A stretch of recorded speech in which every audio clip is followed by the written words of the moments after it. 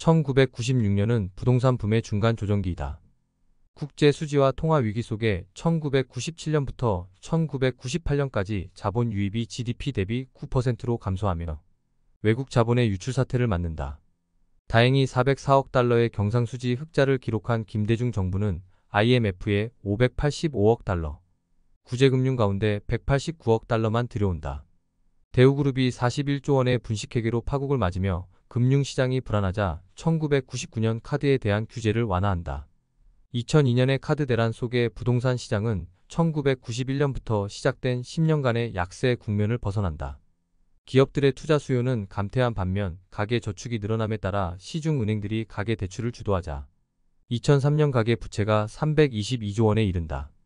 노무현 정부가 집값의 급등을 막기 위해 2003년 판교를 포함한 12개 지역의 제2기 신도시를 지정하지만 5년간 전국 아파트값은 63.72%나 오른다. 상승세는 아파트에만 그치지 않고 재건축과 주상복합에도 수요가 몰려 부동산 광풍이 일어난다. 2000년대 초반 한국 금융시장은 자산 유동화 증권 및 기타 파생상품의 발달과 함께 복잡한 금융상품이 활성화되기 시작한다. 금융기관과 기업들은 전통적인 대출 이외의 새로운 금융상품을 통해 자금을 조달하고 위험을 분산하는 방법을 찾는다. 금융시장에서 새로운 단기 자금 조달 및 위험관리 수단으로 자산담보부 단기 채권이 주목받는다.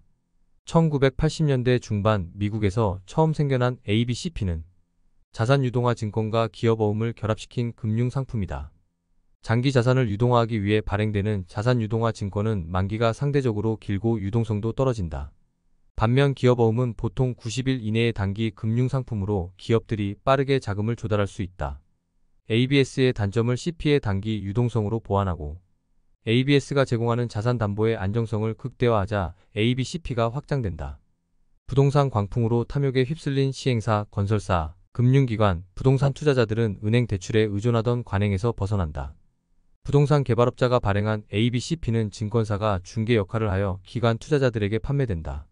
증권사가 ABCP 판매로 얻은 매입 비용은 부동산 개발업자에게 전달되어 주로 토지 매입비나 건설 초기 비용을 충당하는 데 쓰인다. ABCP는 단기 금융상품이므로 부동산 개발업자는 분양이 완료될 때까지 지속적으로 ABCP를 재발행하여 필요한 자금을 조달한다.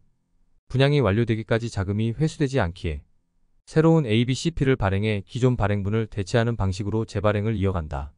분양이 완료되어 수익이 발생하면 분양 대금으로 자금을 회수한 후 ABCP를 상환한다. 그러나 분양이 계획대로 진행되지 않거나 자금 회수가 늦어지면 신용위험이나 유동성 문제가 발생할 수 있다. 부동산 거품의 팽창기를 거친 후 2011년부터 시작된 부실 저축은행의 영업정지로 ABCP의 연장과 상환에 비상이 걸린다. 경기가 호황일 때 프로젝트 파이낸싱 대출을 해준 저축은행은 2008년 금융위기로 건설사들이 부도나자 급격히 부실화된다. 부동산 프로젝트 파이낸싱은 선분양으로 수금한 분양자의 자금과 건설사의 신용으로 시행사가 사업비를 충당하는 한국만의 독특한 제도이다. 시행사의 부동산 PF 평균 자기자본 비중이 외국이 30에서 40%와 달리 고작 3.2%이기에 경기 침체로 대출 부실화가 발생할 경우 큰 문제가 된다. 장기 자금 조달이 목적인 부동산 PF는 전체 자금 조달 구조이기에 ABCP를 단기 자금의 조달 수단으로 사용한다. 담보 자산 중 상당 부분이 부실화되면서 투자자들의 신뢰가 급격히 떨어지자 ABCP 시장은 상당한 타격을 입는다. 금리 인하의 기대 속에 증권사들이 ABCP 매입 프로그램을 통해 부동산 PF의 유동성을 보완하고 있지만 시간이 소요된다.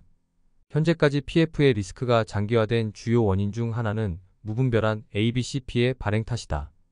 부동산 상승의 탐욕에 눈이 멀어 신용도가 낮은 시행사의 프로젝트 계획서만으로 브릿지론을 대출해준 금융권의 책임도 크다.